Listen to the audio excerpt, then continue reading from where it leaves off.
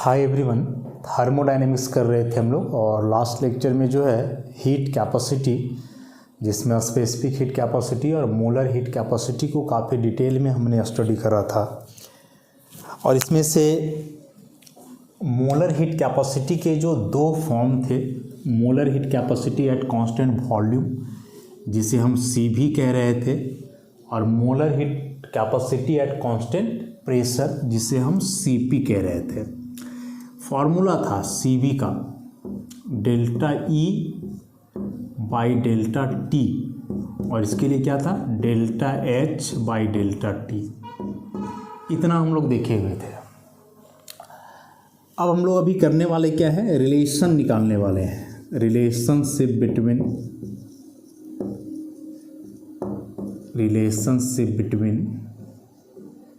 CP and CV। Important है, derivation तो exam में नहीं पूछता है, लेकिन ओवरऑल क्या रिलेशन है ये पूछता है एग्जाम में। अब हम लोग जान रहे हैं वी हैव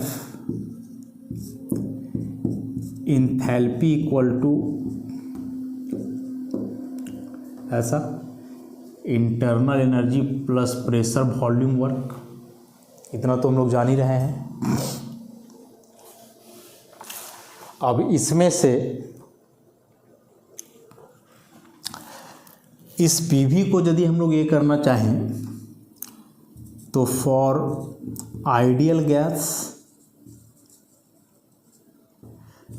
फॉर्मूला हम लोग जानते हैं PV equal to nRT।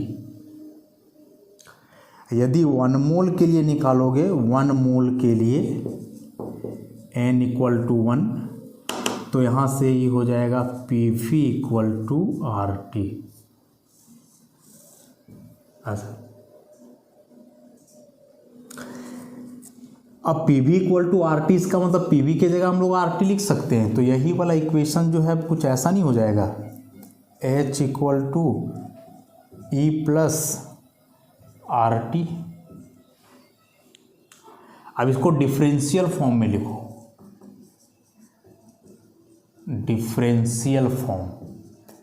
Differential form मतलब कि डेल्टा लगा करके, तो ये जाएगा delta H equal to delta E plus delta यहाँ दोनों में लगेगा R और T। लेकिन हम लोग जान रहे हैं कि R कांस्टेंट है, यूनिवर्सल गैस कांस्टेंट है, जो किसी भी कंडीशन में वैरी नहीं करेगा।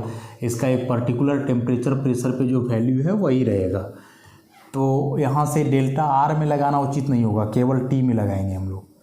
तो ये आएगा delta H equal to delta E plus R delta T।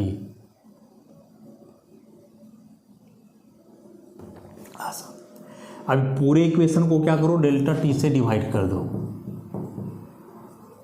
Dividing the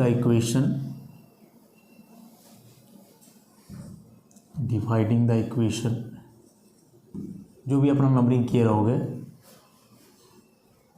by delta T through out. पूरे इक्वेशन को डेल्टा T से डिवाइड कर दो, तो ये हो जाएगा delta H by delta T बराबर delta E by delta T plus R delta T by delta T। तो डेल्टा T खत्म हो जाएगा। अब यहाँ से देखो delta H by delta T है, क्या लिखेंगे उसे, CP। Delta E by delta T क्या लिखेंगे इसे, CV प्लस R। या इसी को और ये लिखोगे, CV को इधर कर दो तो CP minus CV equal to R। This is the relation. यहाँ से हम लोग को साफ दिख रहा है कि CP जो है CV प्लस R का है। इसका मतलब हुआ कि CP is greater than CV। क्या इसका मतलब तो यही हो गया कि CP जो है वह CV से बड़ा है, ज़्यादा होगा इसका वैल्यू। और यह CP और CV बेसिकली गैसेस के लिए होता है, गैसियस सब्सटेंस, गैसियस सिस्टम के लिए जो है हम लोग यूज करते हैं इस रिलेशन को। तो एग्जाम में डायरेक्ट आता है कि CP और CV एक दूसरे से कैसे रिलेटेड हैं। डेरिवेशन कम ही चांस है पूछने का, बस डायरेक्ट रिलेशन याद रख लोगे, C P minus C V equal to R, काफ़ी है इतना, C P minus C V equal to R, बस इतना सा बात याद रखोगे। कौन बड़ा कौन छोटा ये भी पता चल जाएगा यहाँ से। अब इसमें से एक इम्पॉर्टेंट बात हम लोग लिखने वाले हैं अभी इस रिलेशन के आधार पे।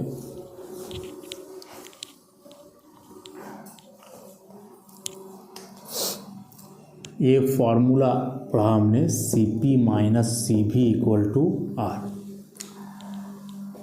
अब इसमें से अब बताया या कोई गैसियस सिस्टम के लिए है,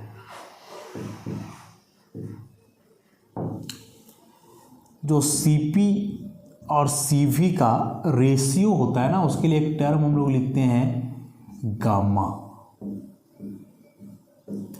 the ratio of C P and C V, मतलब C P by C V को हम लोग क्या लिखते हैं, गामा। और यह जो गामा है ये काफ़ी इम्पॉर्टेंट है, इससे क्वेश्चंस होते हैं जो एडवांस लेवल के एग्जामिनेशन होते हैं उसमें। और इसमें याद क्या रखोगे कि जो गामा का वैल्यू है वह इन्वर्सली प्रोपोर्शनल होता है एटॉमिसिटी ऑफ गैस का, इन्वर्सली प्रोपोर्शनल होता है एटॉमिसिटी ऑफ गैस का। मतलब जितना ज़्यादा गैस का एटॉमिसिटी होगा, गामा का वैल्यू उस गैस के लिए उतना ही कम होगा। कुछ एग्जांपल्स लिखते हैं, समझ में आ जाएगा। नेचर ऑफ गैस,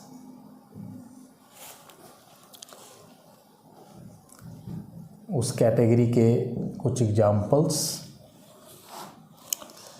यहाँ सी भी, यूनिट इसका है कैलोरी पर मोल पर केल्विन। यहाँ सी पी सेम यूनिट, और यहाँ पे gamma C P by C V, ऐसा। तीन तरह के गैसेस लेते हैं, मोनो एटॉमिक, डाई एटॉमिक और triatomic. Monoatomic gases में सबके सब नोबल गैसेस होंगे, हीलियम, नियॉन, आर्गन वगैरह। डाई एटॉमिक में जैसे ऑक्सीजन है, नाइट्रोजन है, क्लोरीन है। ट्राई एटॉमिक में सल्फर डाइऑक्साइड है, कार्बन डाइऑक्साइड है, ऐसे। इन सब के लिए जो सी भी का वैल्यू निकाला गया है 3, 5, 6, ये 5, 7, 8, दो का अंतर। सी भी खाली याद रखना है बस, सी भी केवल याद रखोगे। 3, 5, 6, दो बढ़ा के, 3 से ज़्यादा 5, 5 से ज़्यादा 7, 6 से ज़्यादा 8।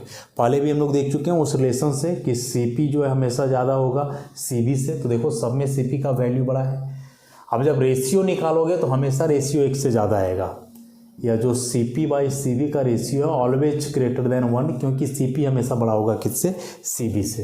तो इसके लिए वैल्यू आ जाएगा 1.67, इसके लिए 1.40, इसके लिए 1.33।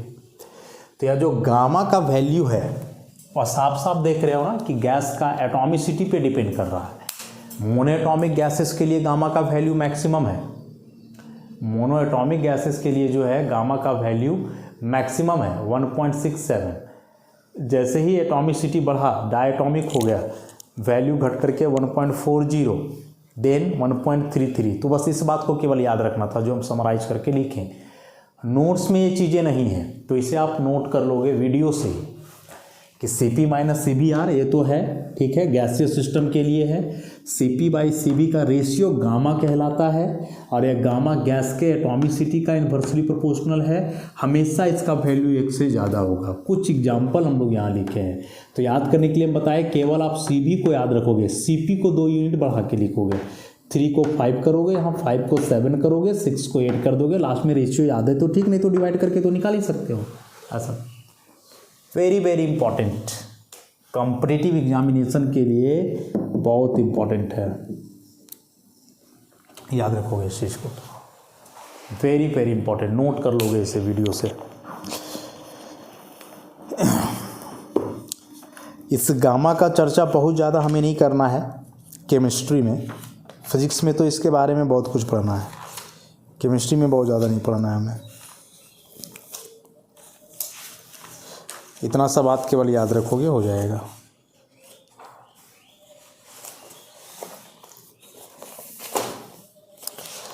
अब हम लोग इसमें से चलने वाले हैं थर्मो केमिस्ट्री के पार्ट में।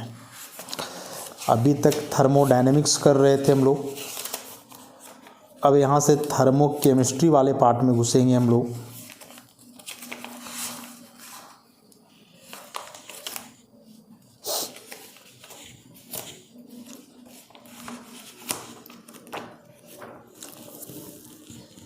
और क्या क्या उसमें पढ़ना है उसी को देखते हैं।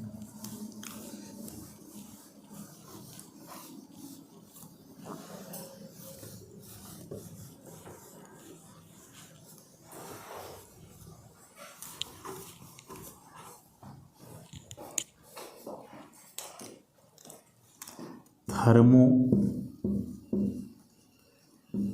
केमिस्ट्री,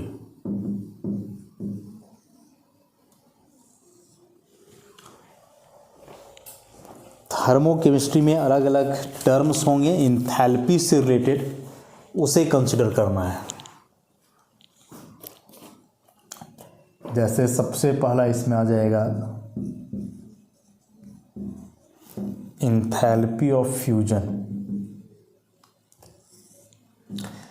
इस सिंबल से लिखेंगे डेल्टा FUSH।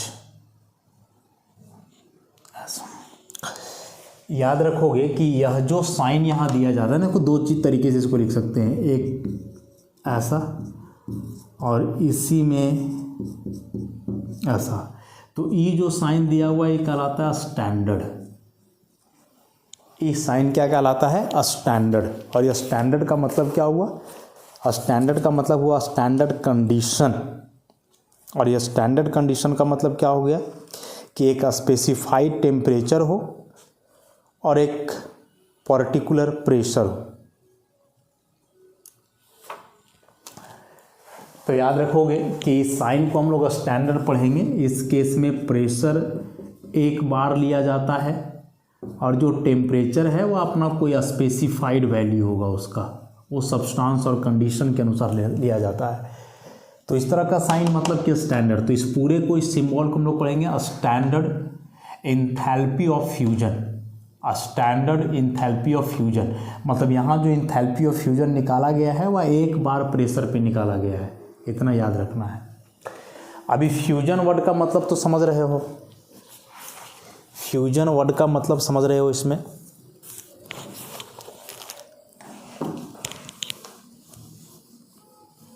मेल्ट करना, फ्यूज करना एक ही चीज़ है। क्या डेफिनेशन लिखा जाए? द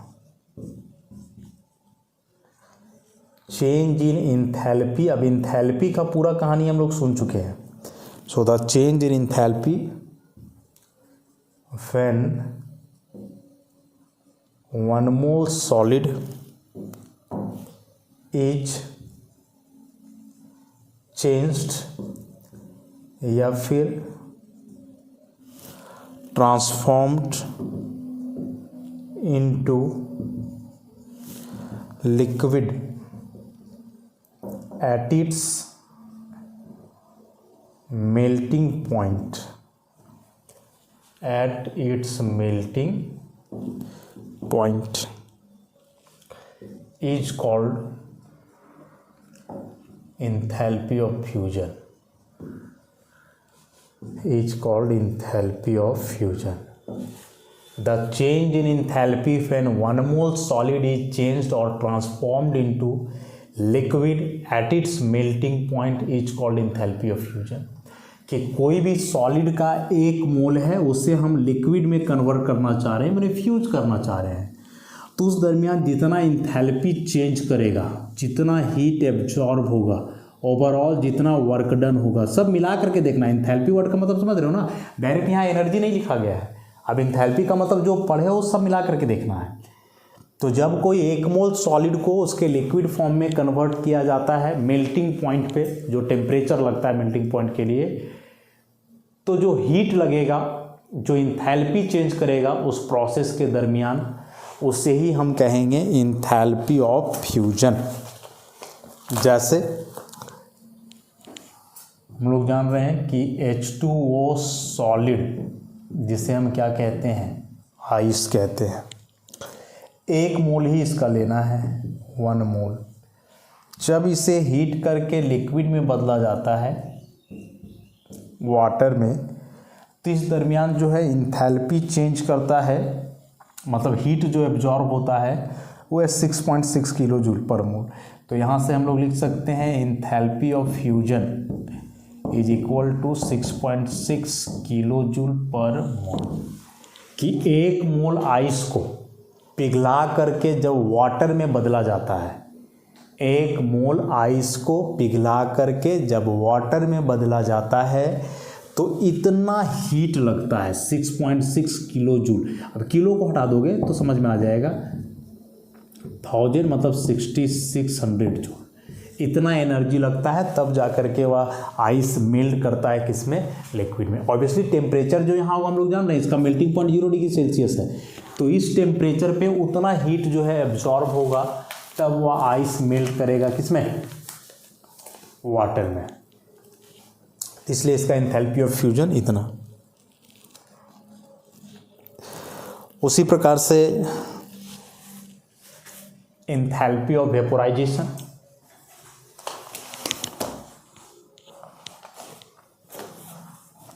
इसी को हम लोग हीट ऑफ फ्यूजन भी कहेंगे। हीट कंटेंट या एंथैल्पी एक ही बात हुआ।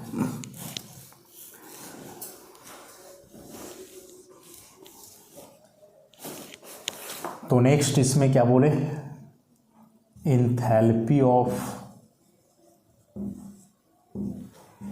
Vaporisation.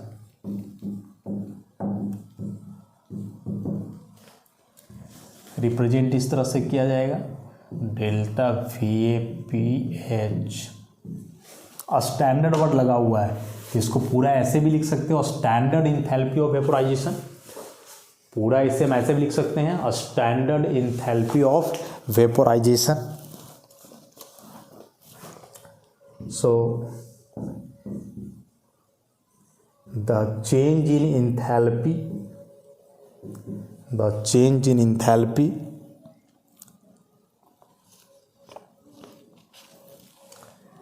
when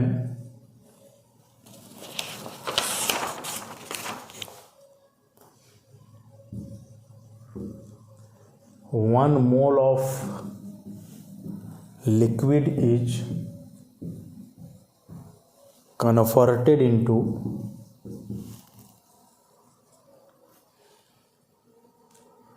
gas or vapor state at its boiling point,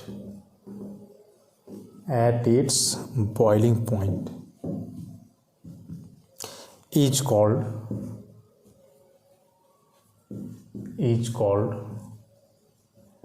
enthalpy of vaporization।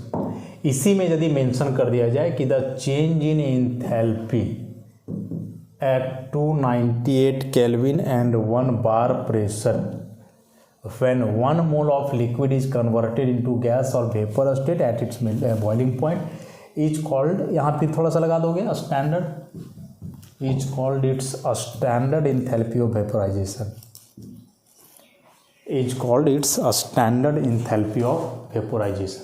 तो ये स्टैंडर्ड वर्ड लगने का मतलब वो टेम्परेचर और प्रेशर स्पेसिफाइड हो जाता है बस। एग्जाम्पल के लिए जैसे H2O लिक्विड से गैस में कन्वर्ट हो गया, ऑब्वियसली हीट करना पड़ा होगा, तो इस दरमियान जो इंथैल्पी चेंज करता है, इंथैल्पी चेंज ऑफ वेपोराइजेशन, वो है प्लस 40.6 किलो जूल पर मोल। मतलब 1 मोल वाटर को यदि उसके वेपर फॉर्म में कन्वर्ट किया जाए तो जो हीट करना पड़ेगा, जो एनर्जी लगेगा, जो इंथैल्पी चेंज करेगा, that enthalpy change is called enthalpy vaporisation, जिसका वैल्यू इतना। स्टैंडर्ड कंडीशन पे temperature and pressure should be noted, याद रखोगे।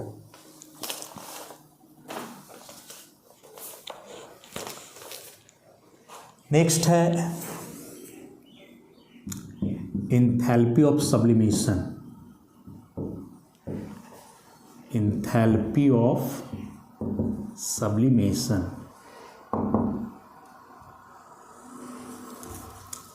सब्लिमेशन समझते हो ना, प्रोसेस। स्टैंडर्ड तो होगा ही सब में, स्टैंडर्ड बार बार लगाने का जरूरत नहीं है। स्टैंडर्ड इंथैल्पी ऑफ सब्लिमेशन या इंथैल्पी ऑफ सब्लिमेशन। तो देखो, सॉलिड लिक्विड में बदले, लिक्विड गैस में बदले, ये प्रोसेस हो गया फ्यूजन, ये प्रोसेस हो गया वेपोराइजेशन। लेकिन सॉलिड डायरेक्ट गैस में बदले तो ये प्रोसेस क्या कहलाता है? सब्लिमेशन। अब ये साफ दिख रहा है हमें कि सॉलिड को तुम डायरेक्ट गैस में बदलो, चाहे पहले लिक्विड या गैस में बदलो। तो पढ़े हम लोग इसमें हेस लॉ, याद करो, केमिकल बॉन्डिंग में हेस लॉ पढ़ा था हमने, जो कहता है कोई प्रोसेस को डायरेक्टली तुम एक स्टेप में करो या उसी प्रोसेस को 2-3 स्टेप में करो, जो ओवरऑल इंथैल्पी चेंज है वो हमेशा क्या होता है? सेम होता है। इसका मतलब हुआ कि सॉलिड को पहले लिक्विड में बदलो फिर गैस में, या डायरेक्ट सॉलिड को गैस में बदलो, इंथैल्पी चेंज सेम होगा। इसका मतलब कि सॉलिड को डायरेक्ट गैस में बदल रहे हैं तो इंथैल्पी ऑफ सब्लिमेशन है, इंथैल्पी ऑफ सब्लिमेशन है, जो बराबर होगा इन दोनों का, enthalpy of fusion plus enthalpy of vaporisation. Enthalpy of vaporisation ऐसा इसके बराबर हो जाएगा। तो इसी के अनुसार अब डेफिनेशन बनाया जाए इसका, इंथैल्पी ऑफ सब्लिमेशन का। इस चीज़ को बस ध्यान में रखोगे कि सॉलिड को हम लिक्विड में बदलने के बाद गैस में बदले या डायरेक्ट बदले, तो जो प्रोसेस हुआ अलग अलग है, लेकिन इंथैल्पी चेंज हमेशा सेम होगा हेस लॉ के अनुसार। तो हमेशा इंथैल्पी ऑफ सब्लिमेशन बराबर होगा फ्यूजन प्लस वेपोराइजेशन का। उसी सब्सटेंस, उसी एक ही सब्सटेंस के लिए निकाल रहे हैं। तो the change in enthalpy when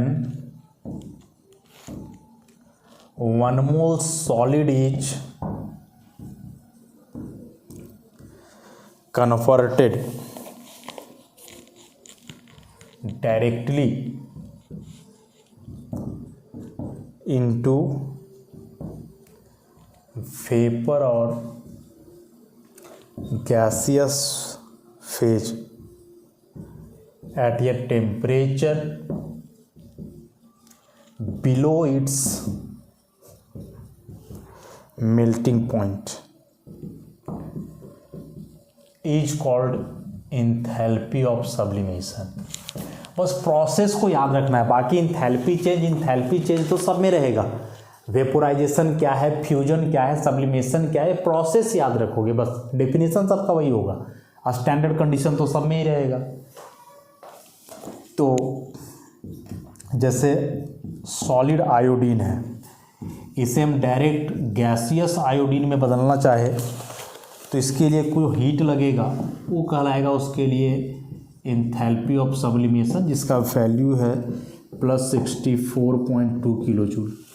अभी प्लस का साइन लगा हुआ है, इसका मतलब कि हीट एब्जॉर्ब होगा सब में, ध्यान रखोगे इस बात को, हीट एब्जॉर्ब होगा इस सब में।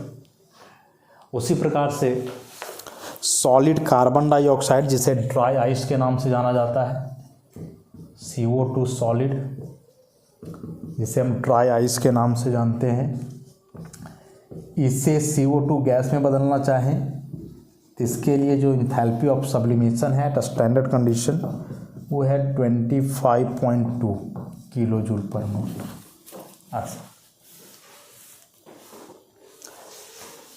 तो इंथैल्पी ऑफ फ्यूजन मतलब 1 मोल सॉलिड को लिक्विड में बदलने के लिए जो इंथैल्पी चेंज होगा। इंथैल्पी ऑफ वेपोराइजेशन मतलब 1 मोल लिक्विड को वेपर में बदलने के लिए जो चेंज करेगा। और इंथैल्पी ऑफ सब्लिमेशन का मतलब 1 मोल सॉलिड को डायरेक्टली गैस में बदलने में जो इंथैल्पी चेंज करेगा। इनडायरेक्टली भी हम लोग जाएंगे तो उतना ही चेंज करेगा, देखा हुआ है चीज़।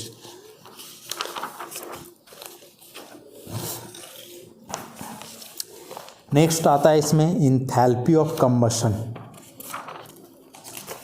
सब में इंथैल्पी बढ़ा हुआ, एनर्जी हम लोग डायरेक्टली कहीं नहीं यूज करेंगे, इंथैल्पी।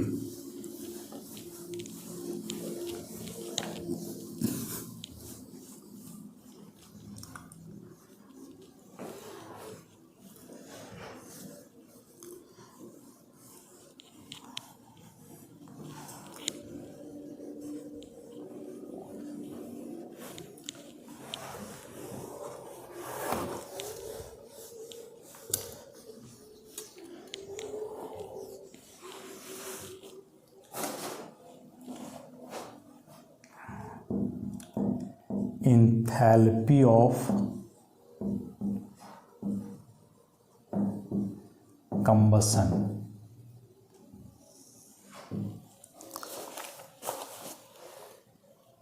ऐसे लिखते हैं, सी लगा देंगे यहाँ। The change in enthalpy, the change in enthalpy when one mole substance,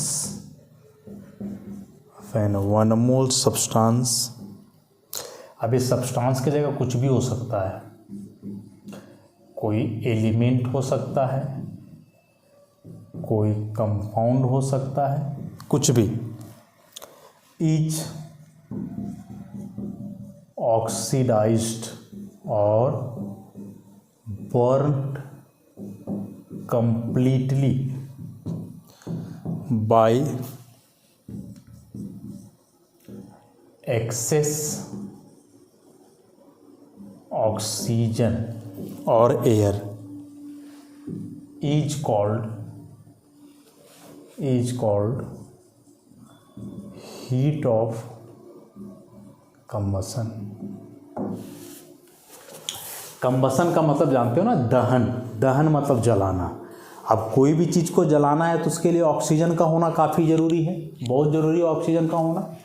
बोल रहा है किसी भी सब्सटेंस के एक मोल को जब पूरी तरीके से जलाया जाता है, कंप्लीटली बर्न, अब जलाने के लिए ऑक्सीजन चाहिए, इसलिए प्रोसेस को हम लोग ऑक्सीडेशन भी कह सकते हैं।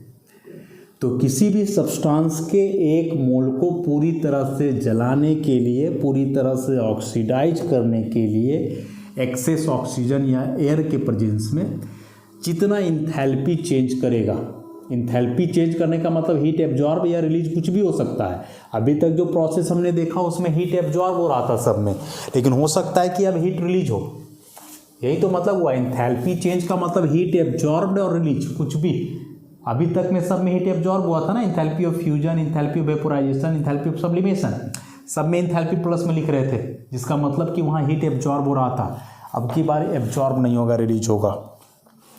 जैसे कार्बन प्लस ऑक्सीजन या कार्बन ग्रेफाइट का है, जी मैंने गैस मत समझना, ग्रेफाइट, कार्बन का दो होता है ना, ग्रेफाइट और डायमंड, तो ग्रेफाइट लेके चल रहे हैं। और ऑक्सीजन गैसियस फॉर्म में होगा तो CO2 गैस में बदल जाएगा। और यहाँ जो इंथैल्पी ऑफ कंबशन है ये होता है -394 किलोजूल पर मोल। मतलब यदि एक मोल ग्रेफाइट को बर्न करते हैं CO2 में तो इतना एनर्जी रिलीज होगा, -390 पर। माइनस तो यहाँ यही बता रहा है हीट रिलीज हुआ है, तो वैल्यू केवल इतना हो जाएगा, और बाकी माइनस क्या बता रहा है कि हीट यहाँ रिलीज होगा। उसी प्रकार से हाइड्रोजन गैस ऑक्सीजन गैस के साथ बॉन्ड करें, H2O लिक्विड बना दें, तो यहाँ जो इंथैल्पी ऑफ कंबशन है -286, माइनस साइन यहाँ बता रहा है कि एनर्जी रिलीज होगा, वैल्यू लिखा हुआ है कितना होगा सो। उसी प्रकार से C4H10 ब्यूटेन, किसी भी प्रकार का butane, n isobutane gaseous substance है, 13/2O2। पहले बता चुके हैं किसी भी हाइड्रोकार्बन का कंबशन करोगे तो प्रोडक्ट के रूप में कार्बन डाइऑक्साइड और H2O मिलता है। बैलेंस करने के लिए ऑक्सीजन अपना लगाते रहोगे, तो 4CO2 + 5H2O। यहाँ जो इंथैल्पी ऑफ कंबशन है उसका वैल्यू है -2658 किलोजूल पर मोल। जो LPG गैस होता है जिससे खाना बनाते हैं हम लोग, उसमें यही सारे गैसेस होते हैं, प्रोपेन, ब्यूटेन वगैरह। देख रहे हो इस ब्यूटेन का enthalpy of combustion, 1 mole butane जल रहा है तो 2658 किलो जूल। इस सब की तुलना में देखो, इसका तो लगभग 400 था, इसका लगभग 300, इसका कहाँ 2600 है। बहुत ज़्यादा एंथैल्पी ऑफ कंबशन, बहुत ज़्यादा हीट प्रोवाइड करते हैं ये जलने के बाद, इसलिए इन गैसों का इस्तेमाल किया जाता है।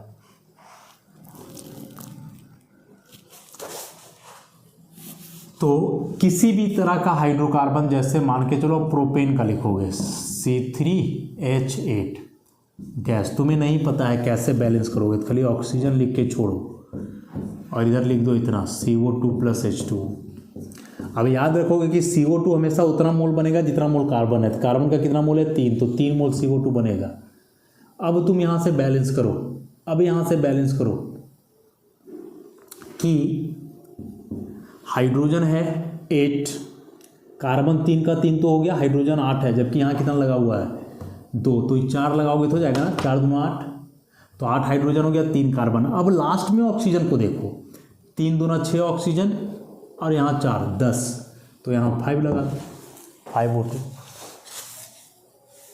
ऐसे करके किसी भी हाइड्रोकार्बन का कंबशन के लिए इक्वेशन आप लिख सकते हो कि प्रोडक्ट के रूप में हमेशा यहाँ तुम्हें CO2 और H2O ही बनाना है। CO2 कितना बनाओगे, जितना मोल कार्बन यहाँ रहेगा। 4 कार्बन है तो 4 मोल CO2 बनेगा, और 4 मोल CO2 बनेगा। तो ऐसा करने के बाद फिर देख लेना हाइड्रोजन को बैलेंस करने वाला बात, जैसे हाइड्रोजन यहाँ 10 था तो 5 दूना 10, और अब ऑक्सीजन को बैलेंस करेंगे, 5 यहाँ, 4 दूना 8, 5 13, तो 13/2 लगा देंगे, 2 कट जाएगा तो बैलेंस हो जाएगा ऐसा। तो किसी भी सब्सटेंस के 1 मोल को जब पूरी तरीके से जलाया जाता है, एक्सेस सप्लाई ऑफ ऑक्सीजन, तो उस दरमियान जो हीट वहाँ रिलीज होगा, इंथैल्पी जो चेंज करेगा, उसे ही हम कहेंगे इंथैल्पी ऑफ कंबशन। हमेशा इसका वैल्यू नेगेटिव ही आएगा, क्योंकि यह एक एक्सोथर्मिक प्रोसेस है। हीट एनर्जी हमेशा यहाँ रिलीज होता है, इस बात को याद रखना है। बाकी सब अभी जो देखे थे हम लोग 3+ में था, क्योंकि वहाँ हीट एनर्जी एब्जॉर्ब होता था, वे एंडोथर्मिक प्रोसेस थे। ये क्या है, एक्सोथर्मिक है। ऐसे ही करके कुछ कुछ और है इंथैल्पी, जिससे हम लोग करेंगे नेक्स्ट लेक्चर से। इतना तब तक कर लोगे, धन्यवाद।